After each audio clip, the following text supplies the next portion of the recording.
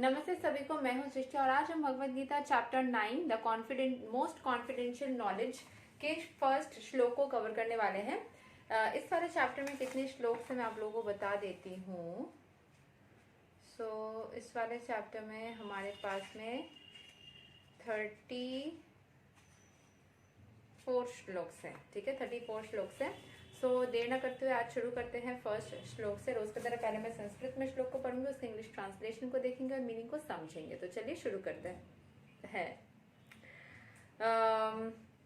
श्री भगवान उवाच इदं तु ते गुह्यता मम प्रवाक्ष्यामि अनासूयवे ज्ञानाम विजणाना सहिताम यज ज्ञानत्वा मोक्ष्यसे subhat. The Supreme Personality of Godhead said, "My dear Arjuna, because you are never envious of me, I shall impart to you this most confidential knowledge and realization, knowing which you shall be relieved of the miseries of material existence." तो कोई confidential यानी कि गुप्त सा कोई knowledge है, कोई ज्ञान है जो अर्जुन को भगवान देना चाह रहे, क्योंकि वो एनवी यानी कि जेलस या ईर्ष्या नहीं करते हैं भगवान के साथ में। वो सीखने आए हैं भगवान के पास में, तो वो इसलिए अर्जुन को वो नॉलेज, वो ज्ञान देना चाहते हैं। एक्सप्लेनेशन को समझ लेते हैं। As a devotee hears more and more about Supreme Lord, he becomes enlightened. His hearing process is recommended in the Srimad Bhagavatam. The messages of the Supreme Personality of Godhead are full of potencies, and these potencies can be realized if topics regarding the Supreme Godhead are discussed amongst devotees. This cannot be achieved by the association of mental speculators or academic scholars, for it is realized knowledge. The devotees are constantly engaged in the Supreme Lord's service.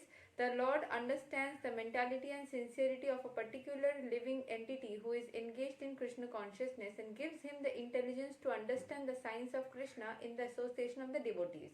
तो बोला जा रहा है कृष्ण के बारे में या भगवान के बारे में या भक्ति करनी हो तो सत्संग रखो, भक्तों के संग को रखो। गलत लोगों के संग रखोगे तो वो अपना अपना ओपिनियन डालेंगे, तो कंफ्यूज हो जाओगे और आपको कभी भी क्लैरिटी नहीं मिलेगी अगर आप बहुत स्ट्रॉन्ग माइंडेड नहीं हो तब। तो ज्यादातर केसेस में हम नाजुक से होते हैं, हम कंफ्यूज हो जाते हैं। सो बेहतर है कि आप भगवान के जिनके संग में रहोगे उनकी प्रभाव आपको पड़ेगी। Discussion of Krishna is very potent, and if a fortunate person has such association and tries to assimilate the knowledge, then he will surely make advancement towards a spiritual realization. Lord Krishna, in order to encourage Arjuna to higher and higher elevation in his potent service, describes in the 9th chapter matters more confidential than any he has already disclosed. जो भी चीजें उन्होंने पहले बताया उससे काफी ज्यादा secretive information ये वाला है। The very beginning of Bhagavad Gita, the first chapter, is more or less an introduction to the rest of the book, and in the second and the third chapters, the spiritual knowledge described in called confidential. Topics discussed in the 7th and 8th chapters are specifically related to devotional service, and because they bring enlightenment in Krishna consciousness, they are called more confidential. But the matters which are described in the 9th chapter deal with unalloyed pure devotion. Therefore, this is called the most confidential. One who is situated in the most confidential knowledge of Krishna is naturally transcendental. He therefore has no material pangs.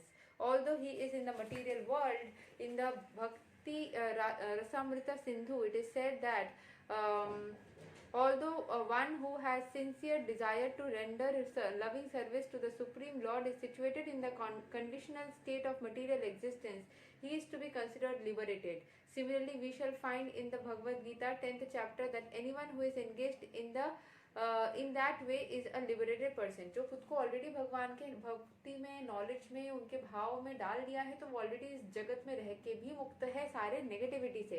अगर इस जगत की कोई भी चीज आपको स्पर्श नहीं कर पाता, आपको अफेक्ट नहीं कर पाता, मतलब यहाँ पे रह के भी आप इन सबसे डिटैच्ड हो। यही तो हमें मतलब यही तो चाहिए ना हमें, कि इन सारे जगत के कोई भी चीज हमें अफेक्ट ना कर पाए। Now this first verse has specific significance. The words idam jnanam, this knowledge, refer to pure devotional service which consists of the 9 different activities: hearing, chanting, remembering, serving, worshipping, praying, obeying, maintaining friendship, and surrendering everything. By the practice of these 9 elements of devotional service, one is elevated to spiritual consciousness, Krishna consciousness. When one's heart is thus cleared of material contamination, one can understand this science of Krishna. Simply to understand that a living entity is not material is not sufficient. That may be the beginning of the spiritual realization. सिर्फ ये सोचने से नहीं होगा कि हम जो living entity है वो बस मटेरियल नहीं है, वो स्पिरिचुअल है, सोल ही है, बस इतना समझने से नहीं होगा, वो तो एक स्टार्टिंग है. But one should recognize the difference between the activities of the body and the spiritual activities of one who understands that he is not the body. In the 7th chapter, we have already discussed the opulent potency of the Supreme Personality of Godhead, his different manifestation. Now in chapter 9, the glories of the Lord will be delineated. तो हमने भगवान के बारे में, उनकी supreme energies के बारे में जाना है जरूर, पर अभी वो डिटेल में बताया जाएगा. The Sanskrit word anaswasave in this verse is very significant. Generally, the commentators, even if they are highly scholarly, are very envious of Krishna. तो जो commentators है, जो कृष्ण के बारे में बात करते हैं, वो बहुत ही knowledgeable होने के बावजूद भी कृष्ण के साथ में jealousy रखते हैं. The Supreme Personality of Godhead. Even the most erudite scholars write on Bhagavad Gita very inaccurately. वो जलते हैं, इसीलिए गलत भी लिखते हैं. Because they are envious of Krishna, the commentaries are useless. The commentaries given by devotees of the Lord are bona fide. No one can complain Bhagavad Gita or give perfect knowledge of Krishna if one is envious.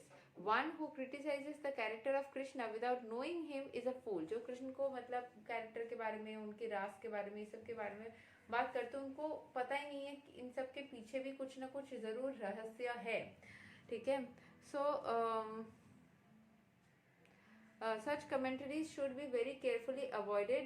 For one who understands that Krishna is the Supreme Personality of Godhead, the pure and transcendental personality, these chapters will be very beneficial. तो जो कृष्ण को अच्छे से समझते हैं, उनके बारे में पॉजिटिव थॉट रखते हैं, उनको ये सारे चैप्टर्स समझने में बहुत हेल्प हो जाएगा.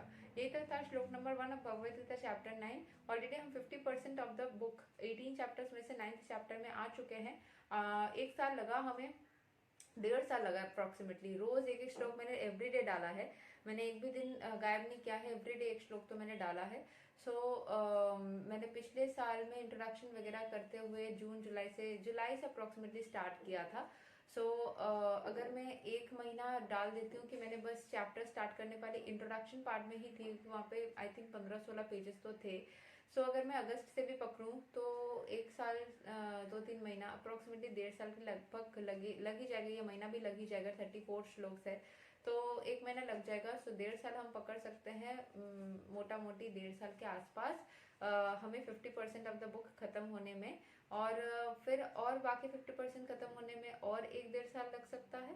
सो we will be finishing the book by coming year या 2024 के दिसंबर तक, या 25 के मार्च तक तो खत्म हो जाएगा. तब तक हमारी भगवत गीता की पूरी नॉलेज कंप्लीट हो जाएगी. जिसको जिस भी किसी भी श्लोक को समझना है, आप मेरे भगवत गीता की प्लेलिस्ट में जाके आगे पीछे करके सुन सकते हैं, पढ़ सकते हैं, समझ सकते हैं. पढ़ने का ऑप्शन तो नहीं है, बस सुनने का, श्रवण करने का जरूर है. सत्संग में रहिए और अपने भविष्य को, अपने जिंदगी को उज्जवल बनाइए. नमस्ते सभी को. इसी के साथ में हम अगले वीडियो में जाने का प्रयास करते हैं एंड अनुमति चाहते हैं आप सबसे. हरे कृष्णा, राधे राधे, जय श्री राम.